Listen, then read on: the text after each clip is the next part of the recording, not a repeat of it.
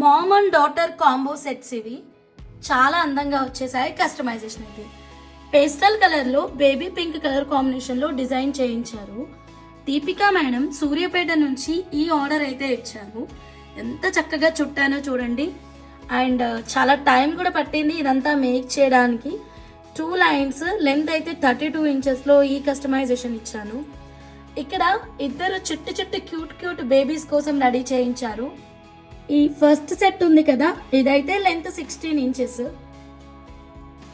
ఇది 18 inches. 18 inches length లో first పాప కోసం రెడీ చేయించారు. 16 ఇంచెస్ లెంత్ లో సెకండ్ బేబీ కోసం రెడీ చేయించారు.